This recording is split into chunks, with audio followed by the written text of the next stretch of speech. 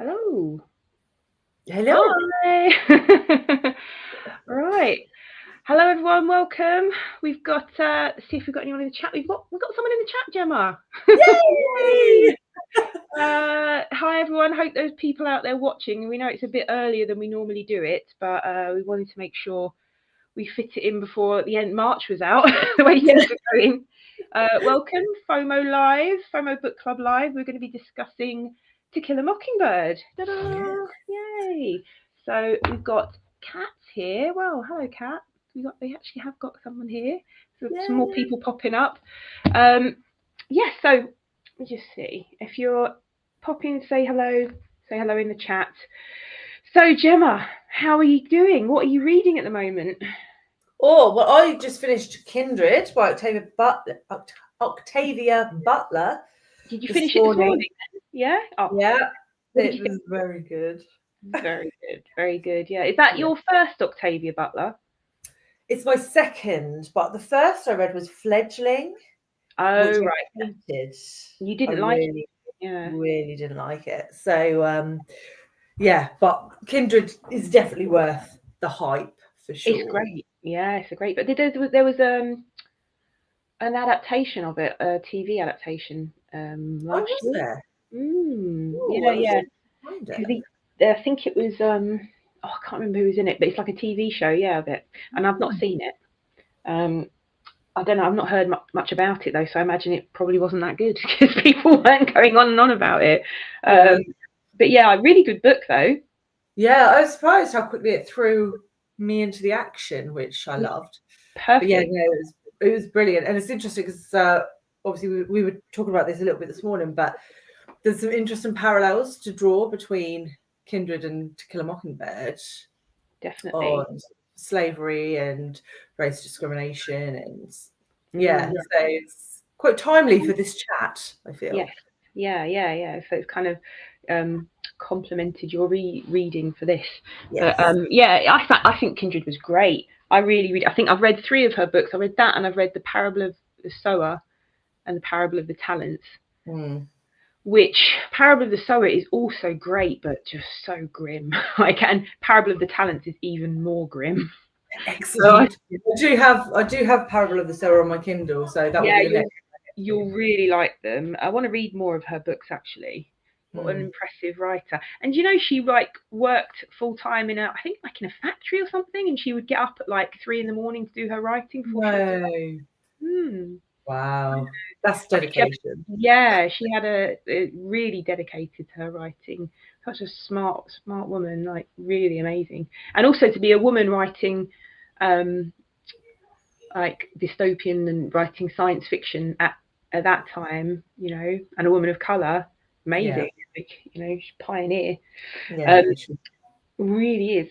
I've been I've been reading Wuthering Heights for the Bronte Readathon. It's a very fluffy bookmark, isn't there? I know. I mean, I was I had a really big leather bookmark and it kept falling out of the book.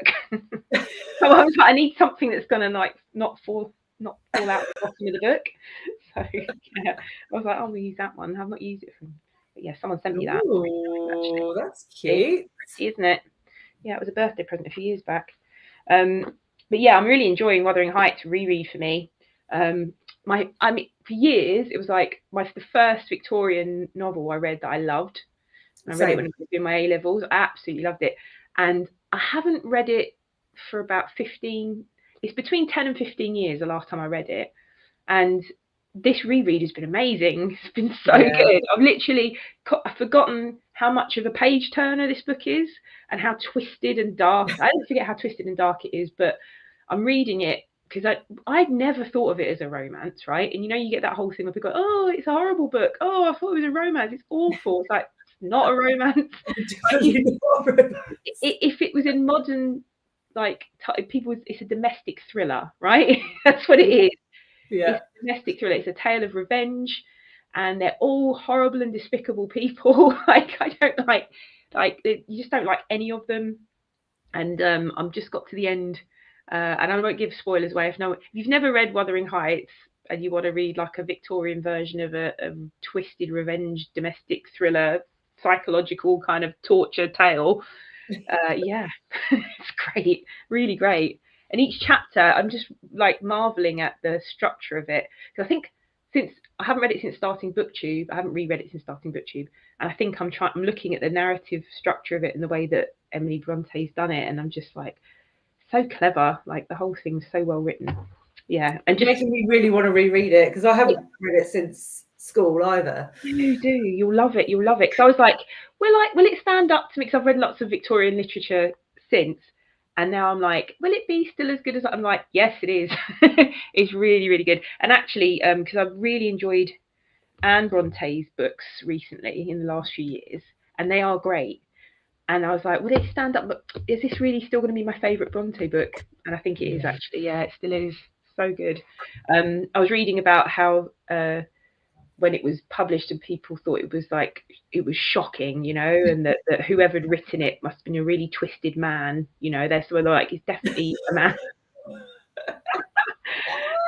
No, it's not. It's this really sheltered, young woman, and anyway, loving it. Right, got some comments, got people here. Yay. Yay. Good morning from Louisiana. Good morning. And Zach's here. It's 4 a.m. Oh my goodness, Zach. 4 a.m. Yeah. Kindred rocks 5 stars. Yes. Most definitely. Everyone say good morning to each other. Oh, Elaine is here. Morning, Elaine. Kat reading Injustice for All by J.A. Jance and Tress of the Emerald Sea by Brandon Sanderson. That's one of the secret what are they called? Project books. Was it Yumi and the Nightmare Painter that we tried to read? Yeah,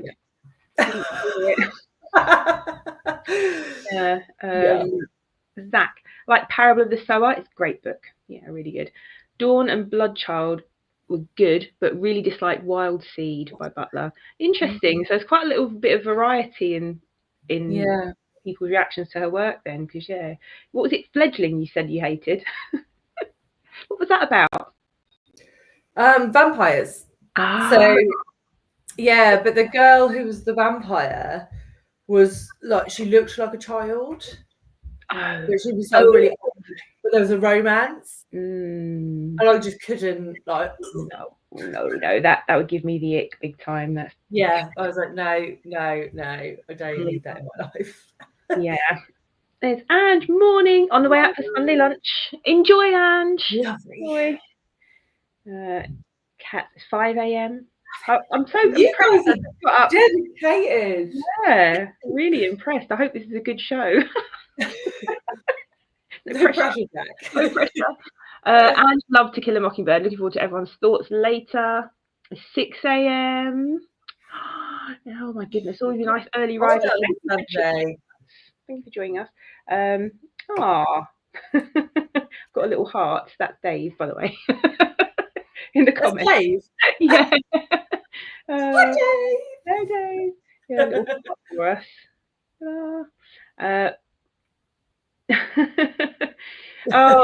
Me and Mum both DNF Wuthering Heights at 10%. Oh yeah. I mean, at 10% in, you probably had the bit where Kathy's knocked at the window, and then maybe has he got the story out of Nellie Dean yet? I don't know by that point. I don't know. But Tenant of Wildfell Hall is amazing. Yeah, it's a great book. Really love that. I was saying someone has recommended it if you've not read any Bronte before, if you've not read any Victorian literature before. I think I put that in my Victorian literature tag. Try the Tenant of Wildfell Hall. Nice. I like a sensation novel. I do. Right. So what did everyone put in the chat? We're going to chat about the book and overall thoughts. We are going to have full-on spoilers, of course. So I'm going to put up my spoiler warning banner so that we can run throughout. We're going to talk overall thoughts. So if you want to put your overall thoughts in the comments while we're having a chat about it. And because this was a reread for both of us, To Kill a Mockingbird, and a book that we both loved. I read it. Did you read it at school? No, I read it after school, but I was still probably late teens, early 20s. So I was still quite unworldly at the time. Certainly less well read than I am now. So I do think it was a very different experience. The first time to the second time, though I gave it 5 stars both times. Yeah. And but got different things out of it each time, I imagine. Yes. And Really different. I'd agree. So what in terms of, so you gave it 5 stars this time round. So what kind of made it 5 stars for you? So I think the fantastic way that Lee created childhood naivety that I hadn't, I never picked up on that the first time. The first time was all about the plot, all about Tom Robinson and like this like injustice. It was all about that the first time I read it. This time it was more about Jem and Scout and sort of seeing their eyes open to the world around them. And I don't know whether that's because I'm a mother now, I've had more interaction with children and I sort of see that, or because I am now not naive in the way that I was in my late 20s, in my late teens, early 20s. But the kids and the way that they're portrayed and the way that they're written and the way that they interact with each other, I thought was just incredibly well done. Incredibly well done. Yeah, I completely agree. Yeah, I think this is the 3rd time I've read it, and I just, like you, when I remember reading it when I was a teenager, and it was all about the plot and what was going on. And then as the next time I read it, I definitely felt that kind of narrative voice of these children and this portrayal of childhood and this sort of amazingly, like, it's a really amazing choice of how to present the story, isn't it? Because it's such a big topic, and it's like interesting that it's presented, we see it through the eyes of a child, and you're kind of like you're seeing things that Scout isn't seeing when you're reading it, and it's just so clever. And then this time round, I, like you, it's still one of my like top books. Like, I love it. It's a great book, and I found it, I was looking more at the way that she presents the society, and that kind of struck me a huge amount. And also the teaching and the school and the teacher, obviously, because like I'm coming at it from that perspective now, when I didn't think about it that much when I was younger, but now like being a teacher, I think the school scenes are really interesting. And I found because I'm also like you, a bit more well read than I was, and I find myself looking at how people structure the books. Like, I was thinking about how this has been structured and why she's chosen to tell it in that way. And this the same, when the scene in school, her first day at school, and the way that the school is like a little micro version of Maycomb society, and introducing the different sort of structures in within that society, like who's at the bottom, who's at the top. Social structures, yeah, exactly. All that social structure that goes on there, very strict hierarchy, right?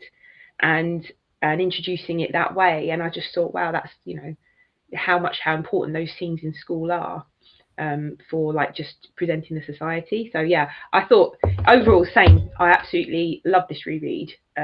Really enjoyed it, and just blown away by Harper Lee's writing. Like, if you'd written this book, no wonder she didn't put anything else out. I just feel like, just wow. Like, the minute you read it, it's like, it's powerful. It feels real, like the voice feels realistic, and the writing and the descriptions of this of the place and the time. Yeah, I thought it was really well done. Really well done. I have to say, I was quite worried going into it the second time, because I think when I read it the first time, I knew that it was an acclaimed book, and there's a level of, when you're younger, you're like, oh, this is a good book, so I have to like it. Yeah. And I was like, now that I'm old, I don't do that anymore. Like, if I don't like it, you worried that it wouldn't stand up to your sort of will I still think that now that I have actual opinions of my own? And you're right, I was hooked from like the very first page. I was in it. Really good one, I think. Writing's amazing. Like, straight away, like as soon as you start reading it, you're sucked into the story and this voice. And also, I have to say as well, I did do some physical reading, but also I listened to the Sissy Spacek audio, and I know someone in the last chat was, oh, I don't like Sissy Spacek narrating something, but she does it brilliantly. Like, it was really, really good. I really enjoyed that. So let's see what people think. Read it for middle school 21 years ago. It's my least favourite book for about 4 years. I liked it this time. It got 4 stars. Whoa, interesting. I'd be interested to hear your kind of what it knocked a star off for, interestingly, and what you really liked about the book. Elaine, important book. Read it as a teenager. Haven't reread. It's a book that stays with you. Absolutely, yeah. It's always stayed with me. I was the type that never had a problem reading school books, and I enjoyed the vast majority of them. See, I didn't enjoy the vast majority of my school reading. Yeah, I hated Tess of the D'Urbervilles. I hated The Great Gatsby. I hated. There were so many books I just couldn't stand. I was so bored. I hated Emma. Jane Austen. First time I read Jane Austen, I hated it. Absolutely couldn't stand it. I was just obviously very stupid. No, I think it depends on the books that are chosen, though, right? Because I feel like I had really good books chosen because we had of Mice and Men. Yeah, I didn't have that. Brilliant. We have Macbeth, which is arguably the best of the Shakespeares. Actually, I enjoyed the Shakespeares. I did enjoy the Shakespeares I studied. Yeah, I can't remember what else we read. Wuthering Heights, which I loved. Yes, this is actually my A-level copy. I think I've shown you this before. It's got all my all my notes in it from when I was younger, from when I was studying it. So yeah, it's all. But had I read I read The Great Gatsby a few years ago, and I hated it. I thought it was rubbish. See, I've since reread The Great Gatsby. Obviously, I've reread Emma a few times. I love it. It's a brilliant book, and I love it. I think it's the way I was taught them and the way they were presented as well. I don't think it was done very well. Wuthering Heights hooked me because of the twisted gothic dark nature of it. I just loved it. But yeah, so To Kill a Mockingbird, I didn't read it it wasn't read at school. I was at school when I read it. Like, it wasn't a school text. Same. I didn't read it for school. But yeah, the majority of school books, I just didn't enjoy them. But yeah, if we'd have read To Kill a Mockingbird, I think because I really enjoyed reading it off my own back, and actually I think I would have enjoyed studying it. I think I would have. I think it would have been really interesting to discuss it as a teenager. Like, yeah, it would have been interesting. Yeah, and actually I think the messages within it, I think it's a really good book about society and injustice, and so I think it's got a lot of good messages for younger people, actually. So interestingly, Sam came home from school the other day, and they're reading Lord of the Flies. Oh, I love it. I was like, oh, that's so good. Yeah, I'm doing that. I'm reading that with one of my students at the moment. Such a good book, and it's a good allegory, isn't it? It's like this whole. I love talking about that book, and also I just enjoyed reading it. That was another one I read again now that he's reading it, because I read it in my early 20s. Yeah, so I'm gonna have to go back and reread it so that I can be like, oh, have you got to this part yet? That's great that he's doing that. That's really good. Right, Kat loved it. Reread. An amazing coming of age story. Yes. Family dynamics between Atticus and his children is wonderful. 5-star read. Yeah, I loved Atticus so much. I always loved Atticus, but like I was saying, he's a very idealized kind of character, but he's just, he's one top literary dads. He's up there with Mr. Tom. He's up there with Matthew Cuthbert from Anne Shirley. Like, he's like literary. He is a great literary dad for sure. He really is. Sissy also did Carrie on audio. Is that good? Oh yeah, I love her. Yeah, because she played Carrie, didn't she, in the film? Listened to it on audio, but this time around enjoyed Spacek as a narrator. I thought she did a great job, cracking job. Zach didn't like Sissy. The narration of Carrie was awful. She didn't even pronounce the names right. Interesting. That's interesting, isn't it? Yeah. Enjoyed my required reading in school. Oh, good. Yeah, I think I didn't have great choices. Really good Shakespeare, though. I still think you need to go back and read Tess. Yeah, I will do. I will go back and read Tess of the D'Urbervilles. When I'm in the mood for misery. Misery May. Yeah. Because I've since enjoyed some Hardy. Because I was really like, I don't think I'm going to enjoy much Hardy. But I've enjoyed 2 Hardy books. I say enjoyed. Can you really enjoy Jude the Obscure? I mean, I just think if you liked Wuthering Heights, I don't get why you didn't like Tess. oh, I couldn't stand it. Yeah, it was awful. I think it was because I think, I just think I was bad teaching and bad presentation of those books, especially Emma, because I love Emma now, but at the time I was like, this is twaddle. Absolutely. I don't care who's marrying who. I don't care, and that wasn't a focus for me at the time. I just didn't really care, you know. After reading it came after reading Wuthering Heights, I think, and I was like, oh, I want some dark, angst, and then it was Emma, and I was like, I don't like it. But what do I know? 17-year-old me didn't know anything. Yeah, Gatsby is a much better time. I also pair it with Bury Me by Volturian. I don't know that. Oh, I've not even heard of that, no. But I reread The Great Gatsby a few years ago, and I really enjoyed it, actually.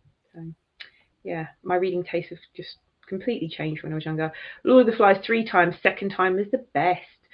Oh, and this is the thing, like reading these classic books, I think they'll always, you have that whole definition of what a classic is, can't you? But you read these books that have stood the test of time, and you read them at different stages of your life, and you get different things out of them at different stages. Absolutely. You always have a different reading. You're a different reader each time, aren't you? You're bringing something new to it. Amazingly never read it before, so I just downloaded it. I'm really looking forward to this.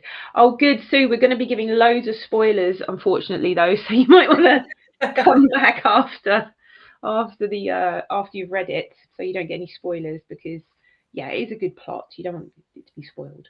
But also it is the whole point of the FOMO Book Club, isn't it? Books that you should like, that people always say you should be reading and that you've missed out on. Elaine, we read Lord of the Flies last year for the banned book project. Originally our grade 7 novel study. Yeah, Sam's in year 7. Oh, interestingly. Yeah, so basically Lord of the Flies is a GCSE text over here as well, so they mustn't be doing it in GCSE year in that school.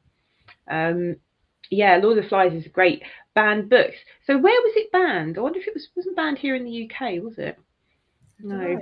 But the whole twisted kind of like Golding's really negative view of the world, because of course he's just come out of World War II. So in his mind, basically the whole message of it is that everybody is capable of great evil, no matter who you are and no matter how innocent you might seem to be.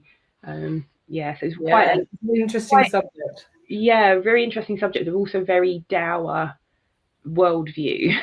But you can see why, because he'd just seen like all these atrocities committed in World War II. So he was like, we're all capable of great evil, and like, you might not be the one committing the evil, but you might be the one who's overlooking it or joining in because you're and it's a great book. Tech is heartbreaking but well written. I do like his writing. His writing's lovely, but just about miserable things. Zach, no. Well, funnily enough, who was it I was watching and they just read Far from the Madding Crowd and couldn't stand it?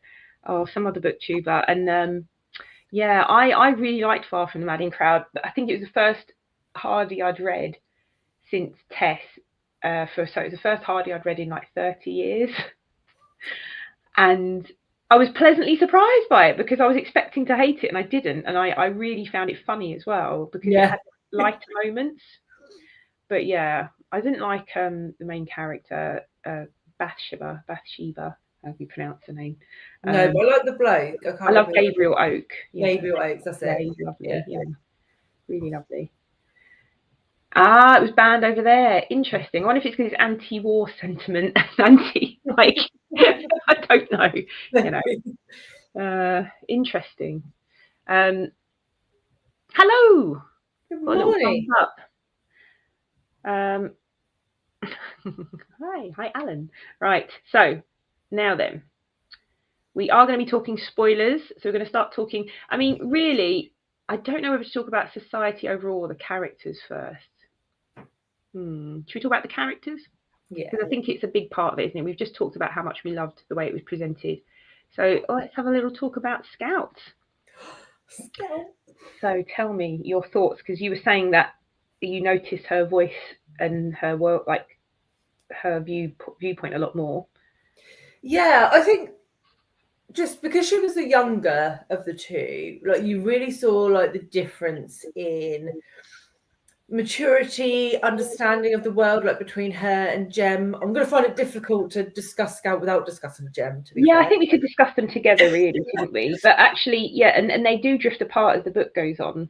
Which is heartbreaking, right? Like you see, particularly towards the end when Jem is becoming a young man, so to speak, and she's still in this childhood phase, and my heart sort of breaks for her a little bit, because all of those like childhood games and, you know, the light-hearted fun, you can see that that's not going to really be a part of their relationship anymore in the same way, and that was quite heartbreaking.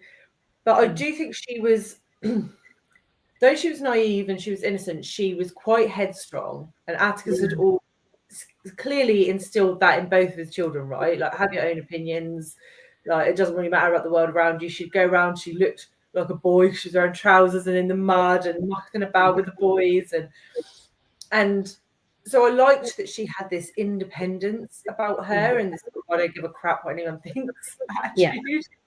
And when you were talking about the school and the societal microcosm mirroring the outside, I think Scout is a big part of that, right? Because even in the school, she doesn't really subscribe to those societal norms. She brings the Yule boy home, and she kind it's not the Yule boy, it's the other one. There's another Cunningham. The Cunningham. That's it. Yeah, the Cunningham boy.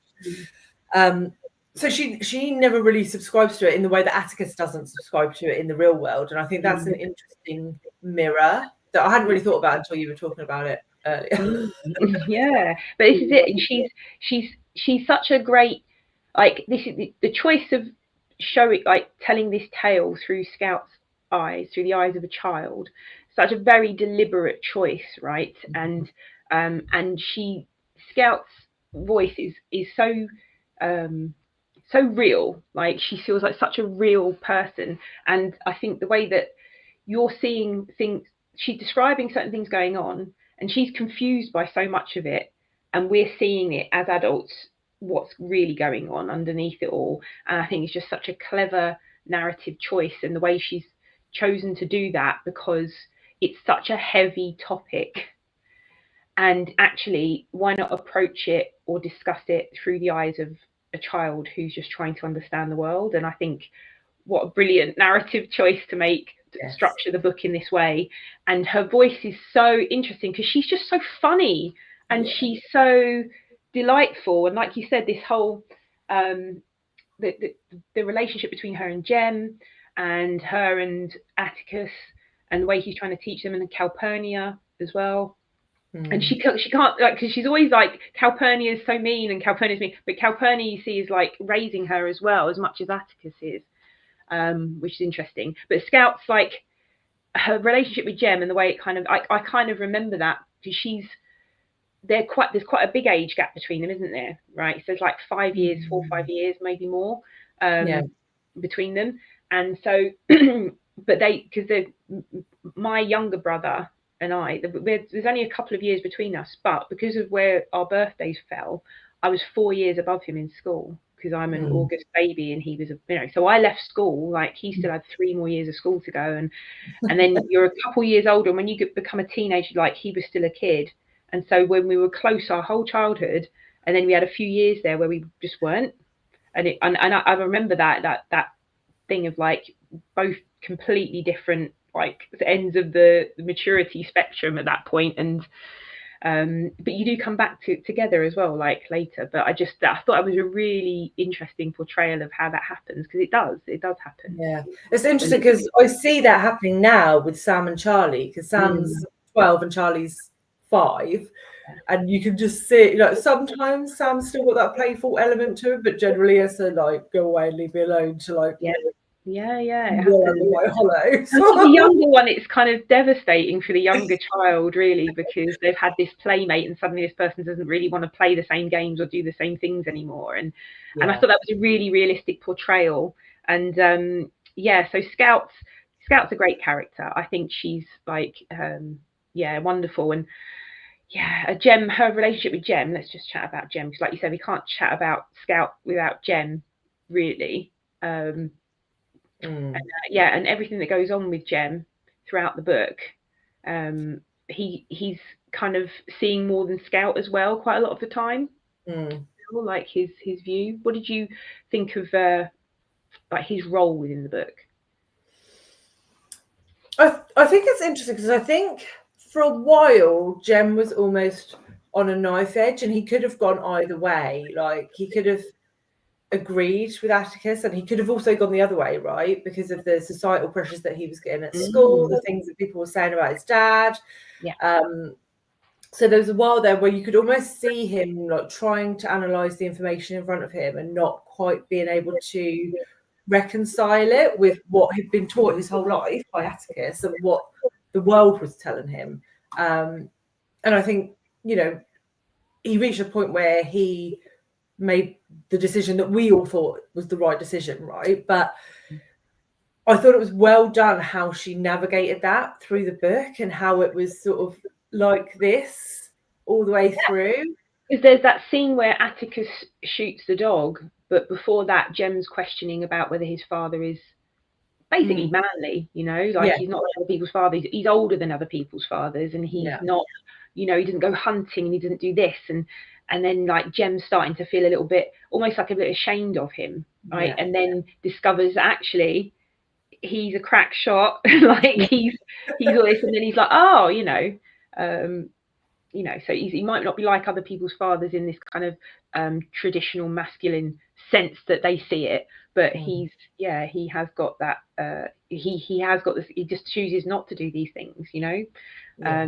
And I think that was interesting. And like you said, because Scout and Jem are so how the trial affects them.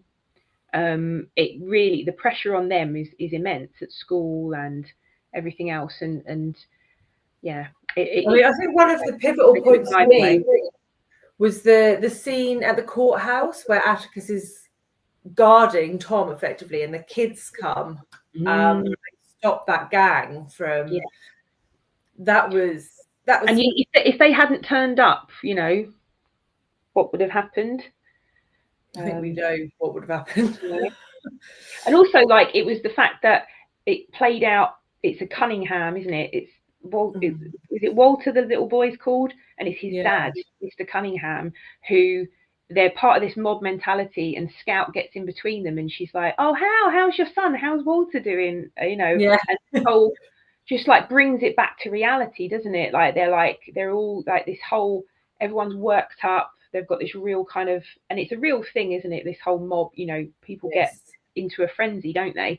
And she kind of just, in her innocent way, is like, "Hey, how's Walter? How's he doing?" You know, and like she doesn't and she almost doesn't recognize them because of the way the looks on their faces, like they've completely changed. Because and Atticus says something that's so relevant to today, isn't it? And when they were talking about the Cunninghams and people, and he said, you know, they it's basically about punching down, isn't it? It's like they haven't got a great life, but instead of recognizing the systems that keep them poor, they punch down. you know, and it's very relevant to sadly still today, isn't it? So Jem and Scout. I want to talk about Atticus, but I think you could talk about him at length. But just to quickly talk about the character of Dill, who I love. Dill. Oh. Yeah. He just added this lightness to the whole narrative, don't you think?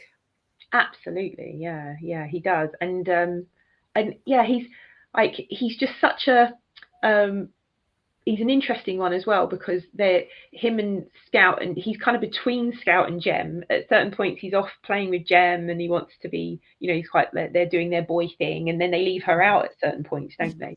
But he also then he proposed to her, he's gonna marry her, they're engaged. Yeah. Oh, and the bit where he runs away from home and then like rocks up like under the bed. And he's always got a new father or something, hasn't he? Like yeah. It makes you think that he probably has quite a difficult life, actually. Yeah. But he just has this this kindness of spirit and this love of fun and it's him who wants to make Boo Radley come out. It's his idea, isn't it? he gets obsessed with Boo Radley, and it's his idea to try and make him come out. So Dill's an interesting character. I like Dill a lot. We've got some comments actually. Let's see. Gabriel was a creepy stalker. So I've just seen this comment by Zach. Oh. Hello. Hey, Dusty with Sniffers. Happy St. Patrick's Day tomorrow. 17th. Tomorrow. It's tomorrow. 17th. Really? Yeah, happy St. Patrick's Day for tomorrow, everyone. Yes. Gabriel was a creepy stalker. That book was full of creepy stalkers, to be fair. Agree. Gabriel was the least of the creeps, I suppose. That book was full of all sorts of psychological gaslighting and all sorts of things. Crazy. Right. Read the book over 27 years ago. Didn't like it much the first time, but this time I got so much more out of it. Good. Yeah. I think this is the thing about rereading these. Like, that's why I'm trying to make an effort to reread the classics I didn't like when I was younger. My viewpoint changes. I hope you have a good day, Elaine, as well. Bye. Scout is a powerful child. Yeah, that's a good word for her, actually. She really is. When her aunt was trying to get her to put dresses on and be a lady, and she says at one point something about that she feels like she's going to be suffocated by pink, like, frills or whatever. And I thought, it's awful, because I just felt for her, because she's not no choice but to conform to traditional, like, gender stereotype role at that point in 1930s in that society. And my heart was breaking for her, because it's like, that's approaching, and that is, you are going to have to stop running around the streets. They're not going to let you do these things anymore. And it just felt I felt really sad about that. Spunky Tomboy thinks nothing wearing overalls instead of dresses, climbing trees with Gemma or fighting a boy in the name of justice. Yeah, she's a great heroine, actually, Scout. She really is. I think she creates quite a good sense of relatability, because I mean, there are some girls who are the perfect, like, fit into all of the crowds, but most girls don't, right? Most girls are a bit different, and like maybe don't want to wear dresses or don't want to have long hair. Because I had 3 brothers, so I would not wear a dress or a skirt, and my mum would put me in them for certain things, but by the time I was old enough to really choose what I was wearing, apart from my school skirt, I would not wear a skirt. I didn't wear one until I was 18. I wouldn't do it. I find Scout highly relatable. Yes, and that's why I felt for her so much when she was like, her aunt's trying to force her into being a young lady and stuff. Julie didn't read it, but thought I'd pop and see you guys chat about it. Do try and read it. We are going to be spoiling it quite a lot. If you've not read it, I would highly recommend reading it. Love Dill, precious, kind-hearted boy, a terrific friend. Yes, he's a terrific friend. He really is. Let me see. Cracked me up when Dill was under the bed. Yeah, when she thought it was a snake. She was like, I think it's a snake under the bed. It was Dill. Really funny. Yeah, very good. All right, so that's the kids, but let's have a talk about some of the adults. I wasn't going to put all the adult songs. I think we'll talk about Maycomb Society a bit, but we'd have to talk about Atticus Finch as a very unconventional father for the time, wasn't he? Yeah, well, being a single father of its own accord was pretty rare, wasn't it? Usually they would go to live with an aunt, or that father would remarry, because actually there were a lot of, because all the things we ever read about, in fairy tales about the whole wicked stepmother thing, but it's because women used to die in childbirth a lot, right? So so you did get a lot of like children growing up without their mums, but their fathers would usually remarry, and he didn't. He's not remarried, and he's raising them, and he's raising them very differently from clearly the way he was raised, because if you look at the aunt, and the way that they're brought up, the way the aunt wants to bring the children up, and the way she sees Atticus, like she's kind of battling with Atticus quite a bit when she starts to come and stay with them. They definitely don't have the same ethos on life or morals or values, isn't it? The values are very different, which is interesting. So you just wonder then where he got those values from. Is what's her name? Aunt. Oh, I've forgotten her name. The aunt, his sister. Yeah. But yeah, so Atticus, yeah, I love him as I think the advice he gives his children, the way he's trying to raise them to be fair and to see society the way it is, and yeah, he's just such an admirable character, really, and he's determined to sort of do the case properly, you know, Yes. take on the case and to see justice done. Yeah, so, and how much do you think, in terms of what was going on with Atticus, how much do you think then, how fair do you think he was being to his kids, about overall, by taking on this case and by knowing what might happen? Do you think he was being a bit reckless with his children, or do you think he was, what do you think of that? It's a difficult question, isn't it? Because obviously the decision he made to take on the case did impact the kids and could have impacted them very, very negatively, because we know what happens at the end of the book. But the way that he approached life was always with justice in mind, and so I don't think he would have been able to actually continue to be the father he had been to them had he not taken the case, because he would not have forgiven himself for that, knowing that he could have done something and didn't. I don't think, and I think that was what he was trying to teach his kids. If you have an opportunity to instill justice in the world, you should take it.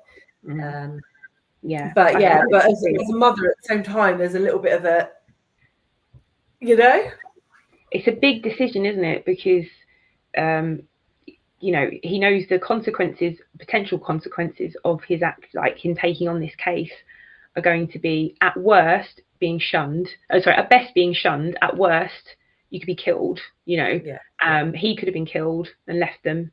In the end, they were nearly killed.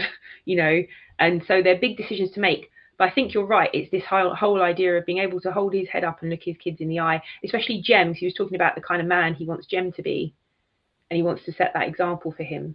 And yeah, so he's such a great character. He's amazing. Yeah, and the fact that he lets them, like you say, he debates things with them, and he talks to them, he talks things through with them. He doesn't just tell them and dictate to them, which kind of her aunt, you see the different parenting styles, the sort of more traditional parenting styles from the aunt, about like not explaining things and just like, no, that's, you shouldn't be letting her do this, and this is the way it should be, and but he's like reasoning with them and explaining things to them and debating things with them, you know, and help, like you said earlier about them making them think, like, what do you think about these things, like, and being creating independent thinkers. And it's not an easy job, is it? Like, as a parent, as a teacher, like trying to steer children to have independent thought, to have their own opinions, but also to make sure that those are the, in inverted commas, right decisions. It's quite difficult, because you have to let them make mistakes, and that can be quite a challenge as an appropriate adult, right? So, and especially in that time where it was so much more dangerous than it is now. No, exactly. And it's interesting as well, because like I was brought up very much like you know, you just do as you're told kind of upbringing, like a very old-fashioned upbringing, where parents, they would talk to us about stuff, but like they would just be sort of telling us what was right and wrong, not like debating it through. And I think especially for that time, it's quite a radical parenting, isn't it, to just like to consider that they have minds, and you need to kind of like teach them, like not just tell them, but teach them how to like think things through and rationalize and be critical about stuff. I think he was he's a fascinating character for the time. Kat, I understand Scouts dislike her dresses, so I'm not a fan even as an adult. Very interesting. Atticus was a very gentle father. Yes, gentle is the word, isn't it? For the time, he listens to children in a time when children were seen and not heard. Love this about him. Yeah, exactly. Yeah, that's exactly right. I felt the same. Missed that 27 years ago. interesting, isn't it, what you pick up now? It's like when I read Anne of Green Gables when I was a kid, and then reading it in the last couple of times I've read it in the last 10 years. I love that book so much, and I just read it from. Anne isn't the character that stands out for me anymore. It's Marilla, you know. So it's the same thing. You miss these things. Leading by example, exactly. Yeah, he's being an example for his children. Terrific role model. By taking Tom's case, he walked the walk instead of just talking about doing the right thing. Absolutely. Yeah, and the case, it's one of the best courtroom kind of dramas, really, I suppose, like the courtroom scenes and the things that Atticus does in court is so impressive. But yes, ultimately though, the outcome for the trial and what happens to Tom is heartbreaking. It's so frustrating, isn't it? And I think Lee did a great job of creating that frustration. She's like, this is all the evidence. Yeah. Like you can clearly see what the outcome should be from this evidence, and yet you know that that's not going to be the outcome, and there's nothing you can do about it. Nothing they can do about it. And that he ends up being killed anyway, because I think by that point he's given up hope, hasn't he? And he just tries to make a break for it, and they shoot him, is what they've said. So who knows exactly what really happened, but how awful. And then they have to go and speak to his wife and his children. It's heartbreaking, absolutely heartbreaking, that for me, I thought. But in terms of what you said, Harper Lee presenting it, she's not going to present this rosy picture of him getting, you know, she's trying to make a comment about the unfair, the disparities in the legal system and the racism that's inherent in it. And and it's heartbreaking. But I don't think if she'd have presented it a different way, or if there'd been a different outcome, it wouldn't have been very realistic at all, and it wouldn't have reflected society in the way that it does. So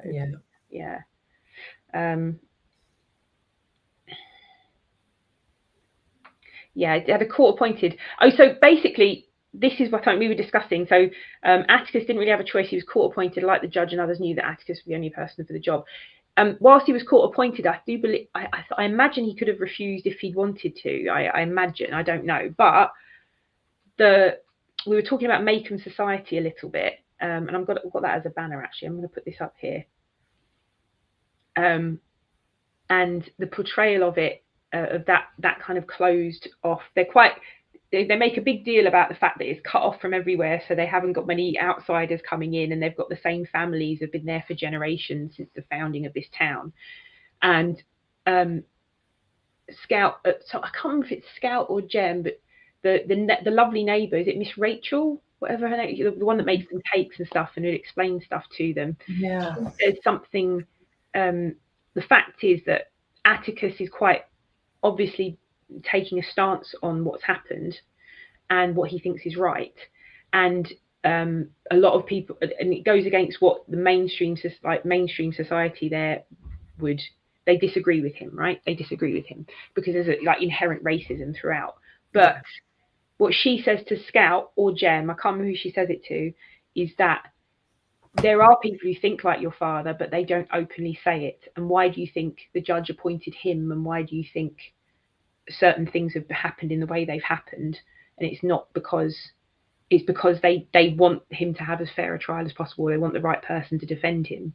They don't come right out and say what your father says, but the sentiment is there. That's what she was trying to say, I think. So while he was court appointed, who was it said? Yeah, so that they knew that he'd be the only person for the job.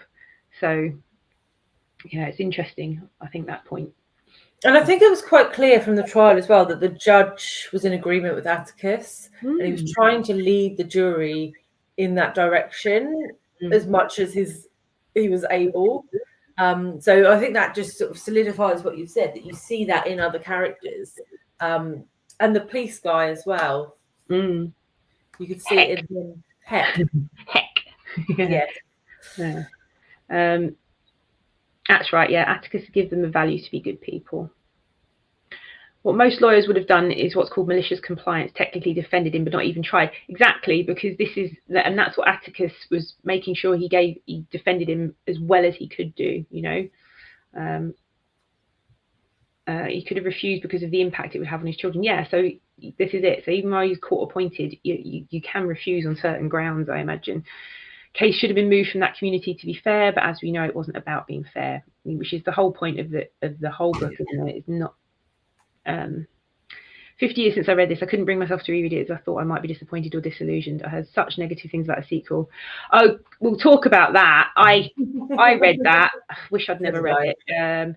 And actually, they're publishing another Harper Lee collection of non-fiction that she had published, plus some short stories she didn't publish, and I hate that. It's just so I'm just so skeptical about why they do things like that. Atticus was the most qualified to defend Tom, absolutely, and also they knew he would do it. Like, he would really defend him. He wouldn't pretend to defend him. Or malicious compliance, was that what it was called? Good hearing all your responses to the novel. Yeah. I actually think you'd really like a reread, Rose. I don't think you'll be disappointed. No, I don't think you'd be disappointed in it. I think, yeah, like you said, Gemma, you like hoping you wouldn't be disappointed because you've kind of got a much more life and reading experience now since the first time you read it. But actually, yeah, it stands up. It's a great book, well structured, well written. You just see all the intricate nuance that Lee has in it now as a more advanced reader, I think.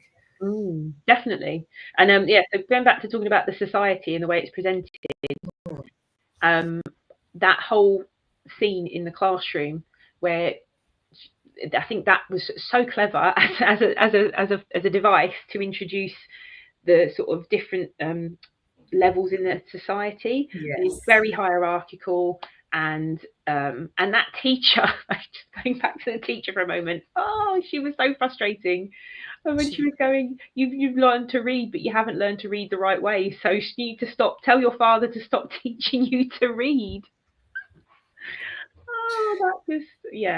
That annoyed me.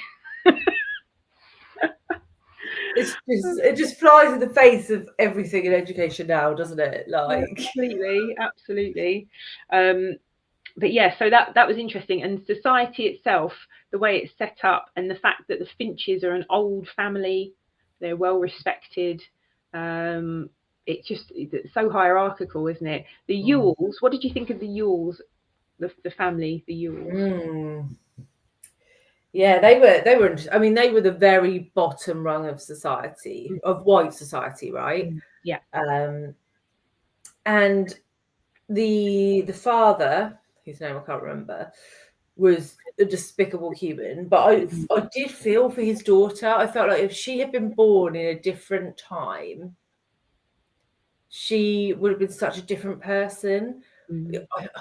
She was looking after all of her siblings, and she was trying to make a home, and she was trying to do like these nice things, but she was doomed from the start, really, because she grew up in this poverty-stricken hierarchical society, and she was never going to get free of that. Yeah, there's no social mobility, is there? It seems in Maycomb society, because they talk about the different families, and they talk about, like, it happens in that classroom scene when one of the Yules turns up for his usual first day of school, and then off he goes. He only turns up registered, so they leave him alone, and he's literally filthy, and he's crawling with lice and all of those things, and it's actually, you know, it's heartbreaking. And they're the poverty they're living in. They live by the dump, and they go and like dive for trash in the dump, and everything in their house is made up of stuff from the town dump. And it's really awful that, like you said, they've got in some ways just no chance of a life, of a real life, you know, of getting out of that poverty and that sort of intergenerational kind of poverty and ignorance, really. And then you've got them in comparison to some other poor white families, the Cunninghams, and the Cunninghams are respectable farmers, but absolutely dirt poor. And as like at Scout, at one point, the teacher's trying to offer him money to go and get some lunch, and he can't take that. He can never pay that back, and the teacher doesn't recognise that. And Scout is like, No, he's a Cunningham, as if that should just explain everything. I don't know, but he's a Cunningham, you know, and the teacher's like, right, what? And she's like, well, you know, they don't take anything off of anybody. They won't take charity, basically. So they've got that pride, and it's a different level of poverty there. And yet they all look down on sort of the black community within Macomb. Yeah, it's interesting, this whole, but I love that reading it now, that scene in the classroom is just explaining these are the different families and these are how they're viewed. And it's such a clever way to info dump, which is basically what Harper Lee is doing. She's info dumping this societal hierarchy, but she does it in such a clever way that you're kind of like, yes, what doesn't everyone do? Like, like this. Really, because I've always thought that. I always think about playgrounds and schools. Playgrounds are like this little microcosm of society. And yeah, and the way she did that was just fantastic. Yeah, I thought it very clever. And the sort of aunt and the way the aunt behaves. And then I was thinking about Calpurnia, because I had a thing for Calpurnia. Calpurnia's role within the family. Yes. What did you think of that? So I loved Calpurnia as a character. I think she was probably one of the most good-natured characters in the book. I think she had genuine love for Jem and Scout. I think she also had affection for Atticus. But I don't know. But also how like in a true sense, because we talk about power imbalance now, don't we? And things that we recognise now are power imbalances. And she does work for them. And at one point, Scout says, Scout has no idea about her house and her family. She didn't even think about it until they went to church with her. Didn't think about her life beyond there. But a child wouldn't. Like, a child won't think those things. Children think teachers live in school, you know. So like, literally. so whilst it's not like a revelation, it's saying anything about them as a family that they don't know that about her. This is Scout's viewpoint, and she is a child, and children just think you live in this box, and that's where you live, right? And I see you here, so that's the only place you are real, you know. So but she wants to go to Calpurnia's house, and her aunt won't let her go, which is really sad. I don't think, would Atticus have let her go? I can't remember what the discussion was around it. I think he would have. I'm sure he said he would. Yeah, and then aunt was like, no, you can't do that.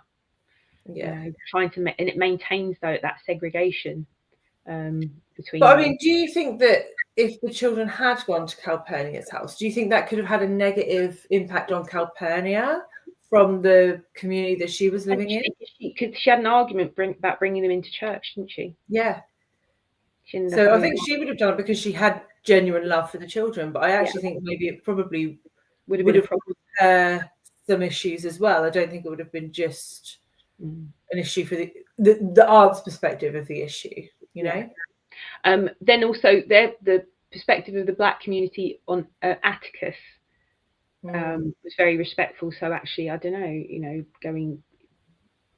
I don't know, but yeah, she ended up having an argument, didn't she? Yeah. And then they had that whole discussion with her about why she spoke differently when she was at church. That was really fascinating, because it reminded me of James Percival Everett a little bit, when that whole discussion about how they'll, like, black people felt they could present themselves to each other or to white people in these really sort of segregated times. So let's see. Oh, the teacher. Yes, I've got some comments about the teacher. Listen to the audiobook, and Sissy Spacek was brilliant. Absolutely. she was fantastic. I thought she was great as a narrator. She really brought it to life. That teacher. Yeah, the teacher. Everyone, really, she should have marvelled at Scout reading so young. Absolutely. Yeah, it's like one less child to teach to read as well. You've got plenty that really need the help. Exactly. You carry on reading, Scout. You do that. the societal rules of the community. Yeah, and like I said, such a clever device Yeah. for introducing how the society works there. Can see it when Atticus explained the Cunninghams pay with goods and what they can, and Atticus accepts this, and how he explained it was brilliant. Yeah, exactly.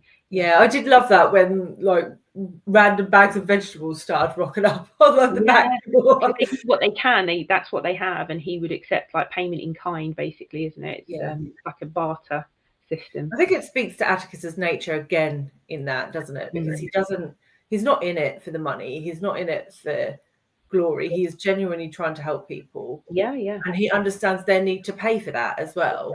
Yes, and he wouldn't like say to them, make them feel like they're taking charity. He doesn't, they're too proud for that. Zach, I do want to read the sequel. From what I've heard, it hammers home the flaws where respecting tradition, other opinions will fail. Tradition is just letting dead people tell you what to do. Interesting. To be funny, I couldn't stand it when I read it, and I think it was. I kind of wish I kind of feel like rereading it in some parts because I kind of wonder if I still. If it's as bad as I remember. It's not that it was a badly written, obviously Harper Lee wrote it, but if read to me, if my memory of it is that it read to me like it was an earlier version of the book, because Scout is going home to see her father, and she's a grown woman, and she's sitting thinking about her father on the train home, and she's thinking about a time he defended a black man accused of rape. And I feel like somewhat like she's taken in this early version to a publisher, and they've gone, "Oh, that's the story you want to write," like. I think that was what happened. I think she did write Go Set a Watchman first, and it's an earlier version of the characters, because it's all around exploring how Atticus's attitude has changed. He's become much more bigoted, and everything else, and it's like, I don't believe that character would, but I just don't believe it, because I think that was the whole point of the book. And she's thinking back to, well, how his attitude has changed considering, the trial and everything else from when she was younger, and she remembers that. And I think someone's gone, that's the story right there that you should write. Cal was amazing. Even though she worked for the Finch family, they never treated her like help. They treated her like family. And that's what Atticus says to his sister, isn't it? She's like, you can get rid of Cal. He's like, she will never leave this house. While she wants to work here, she will have a job here. She'll be here. He couldn't have survived the years without her. Opinions are ideas, respect, but ideas do not. Hang on, let me see if I can get this all together, this thing. Tradition is just letting dead people tell you what to do, and opinions are ideas. Oh, hang on. If you go down 2 comments, Jack. That was supposed to say. Oh, let's see. People deserve respect, ideas do not. Oh, interesting. Oh. There we go. Cal was amazing. Atticus would have allowed the children to go to Cal's house. Yeah, I think so as well.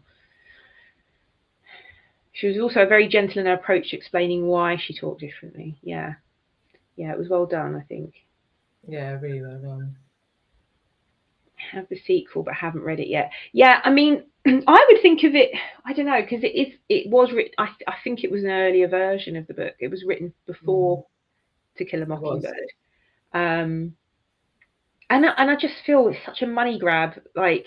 Yeah. And I actually fully paid into it because I bought it. I bought the book. I was just desperate to read it though, because I was like, well, I kind of want to read it. And I just completely fell into that, and ended up supporting that kind of money grab. But I won't be doing it with the new stuff. I just feel like Harper Lee could have published her shopping list when she was alive, and people would have made it a bestseller, and she didn't.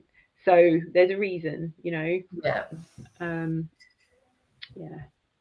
Okay, so. We haven't talked about the whole start of the book and the thing that the children focus on the most. Boo Radley. Who ended up inspiring a band, the Boo Radleys, back in the 90s. Oh, really? I didn't know that. Do you remember the Boo Radleys? There's proper. I'll have to look them up. Their song that they were famous for, I'll try and remember it in a minute. But yeah, the Boo Radleys. Anyway, Boo Radley, the character, Arthur Radley. What do you think that added to the story, having this character that the children were obsessed with, and what was his role within the book, do you think? Oh, that's a good question. I think there's layers of this to be unpicked that I haven't unpicked. I mean, on the surface of it, he created a focal point for the children. So a lot of their games, a lot of their sort of speculation and stuff was around Boo Radley, and I think it sort of created this discussion around discrimination and otherness that was more easy for them to understand. Yeah. That maybe you could then mirror on to what happened with Tom Robinson later. But I think, I don't know, he created like an atmosphere, right? The kids were scared of him, so you were scared of him. And I remember the bit where Scout goes down in the tyre and ends up in their garden, and she can like hear him laughing through the window. And I'm like, oh, run away! Even though I know how it ends. You get swept up in this. So children, these childhood legends, right? Children are like, and it just shows you how we are naturally we are storytelling creatures, and humans are narrative is in your very bones, because from the minute children make up these kind of legends and myths for themselves, and it becomes very real for them. And I thought that was so well portrayed, the way that, because that happens, doesn't it? Children do that. Like, I've got very clear memories of certain things that we believed, and you then believe, like, you make them up and then they're true. Like, you believe this whole mythology that you've created, right? You end up believing these things, and then it gets passed down to younger children and they embellish it a bit more, and then suddenly it's like, so so I thought that was extremely well done. But I think you're quite right, this whole idea of him being like completely othered, and then Atticus teaching them that lesson where he discovers them telling the story, they're acting out the story of Boo Radley all the time. Yeah. And Atticus he catches them out, and he's like, how would you feel? He basically used it as a lesson, like, how would you feel if people were doing that about you? And like, he's not just this mythical, he's an actual person, and his role within all of it. I think I love the structure of the way, because I was going to put the ending as a next discussion point, but he is tied in completely with the whole ending of the book. And I love the way it's all set up in the beginning. Like, it's a great opening, like the opening lines and the opening chapters to it. And she talks about the summer that Dill decided to make Boo Radley come out, and that whole opening. And so from the very start, we've got this part where we know by the end of this, it's like Jem's going to break his arm, and Boo Radley, there's some involvement here with this mysterious character who's, not been seen for years. And and do you remember? I don't remember the first time reading it when he rescues Jem and Scout, and he's just standing there in the corner, and they don't even notice him, and they don't know who it is. But I don't remember being surprised by that at all. I was just fully expecting it to be him by the end of the book. It was not like a big reveal to me. I know this time I've read it previously, but I don't remember the first time reading it that was a surprise to me. I was always expecting to see him at some point. Yeah. But yeah, I think he was I just felt sorry for him as well as a character. But he was leaving. Do you feel it was him leaving the presents in the tree and the hole in the tree and stuff? And he was for sure. With them? Yeah, for sure. He was playing with them, right? Yeah. And I think he was quite a naive character in himself. Obviously, he was very sheltered, right? He never left. So I think he wanted to be a part of what they had. He saw like the fun that they were having. He wanted to be a part of that, which is very sad, actually. That's a sympathetic character, isn't he? Like, you do feel for him, and he's obviously, he got into trouble when he's younger, and then he's had clearly had a mental breakdown, and various things have happened. And then who is it explains about? I think it's Calpurnia explains about the type of Baptists that they are, feet washing Baptists, I think she calls them. Okay. They're not allowed to have any fun. They're not allowed to do anything or celebrate anything. So his parents are such, it's a strict religious thing, right? So so he's a I felt really sorry for Boo Radley in the end, and I was glad that he ended up being the hero, because the way it is in the beginning, you feel the way it's set up, you almost like wonder if when Jem breaks his arm or and something to do with this mysterious character, if it's something to do with him, but actually he rescues them, which like just a great sort of ending to it all, I think. I agree. Have a sequel. Heard many people were disappointed with the sequel. Maybe why I haven't read it yet. Mm-hmm. Yeah, it's just I think Beth's forgotten. I think pretty much undid all she'd written in the first book. Yeah, exactly. Yeah, don't sully it. My advice would be not to read it. Yes.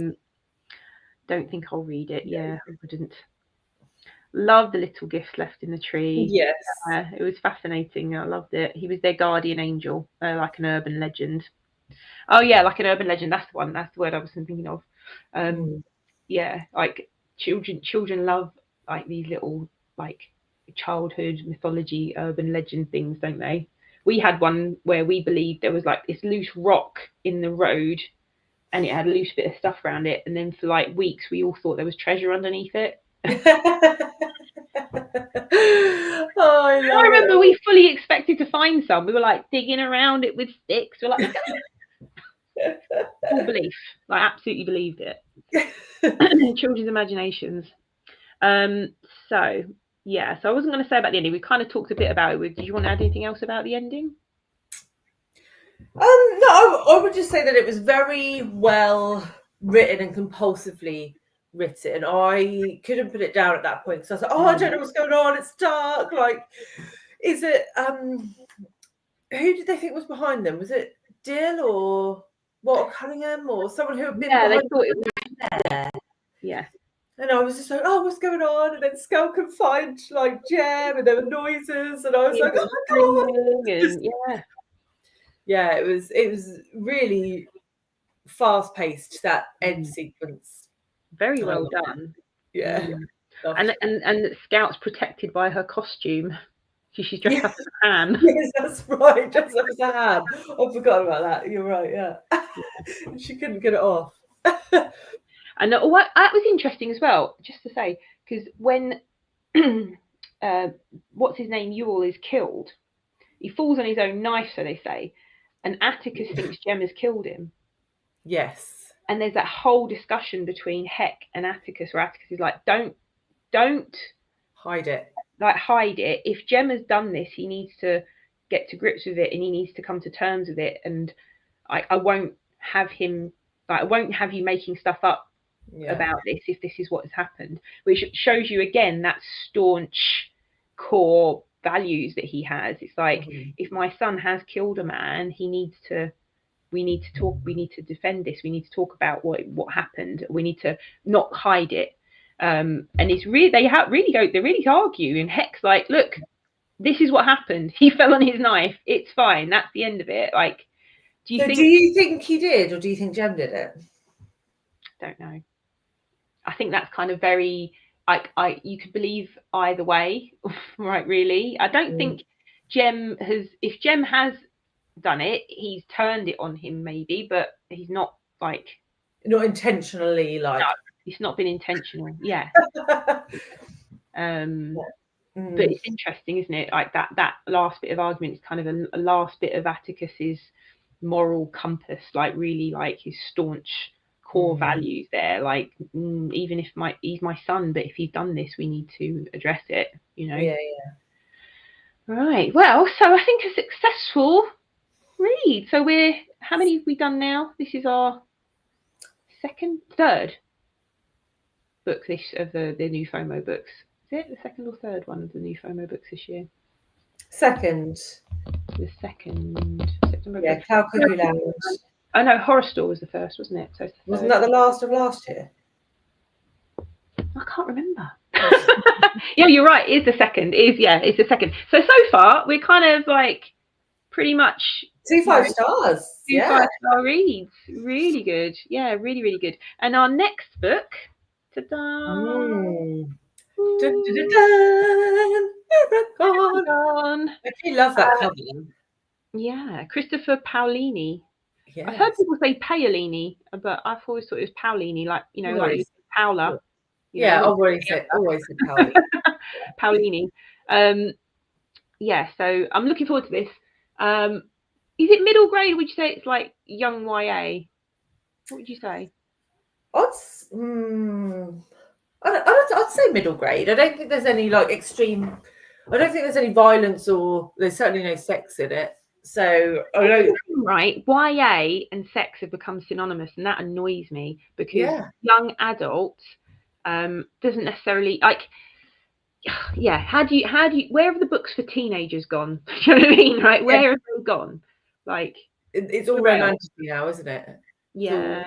I think there should be a really clear distinction because as someone who like teaches younger children from ages like from 9 right up through to 16, 17, it's really hard to like that bridge that gap between middle grade and YA and find books that bridge that gap that, you know, are suitably mature, but not too mature. And I think you got those YA sections in bookshops. I think that parents are like, how are you going to not know it's full of like fairy sex? You know? Yeah. I think young adult I think there should be a very clearer distinction between the things. And like, because we just finished reading Garth Nix, didn't we? And I feel like that's what I would say is teen fiction, you know, like old-fashioned teen fiction. But there's quite a lot of violence in that, right? There is. And I think it's like, I would say teen as opposed to middle grade. What we would say middle grade. Or yeah. I think it sits in between. Kind of like Noughts and Crosses. There's a lot of violence in it and there's a lot of stuff that goes on in it, but it's not about the smut. And I feel like there's a level of YA that is about that. Yeah, there is. Yeah. So I just think, there needs to be a bigger distinction, really, to let people have a good, like, be able to choose things.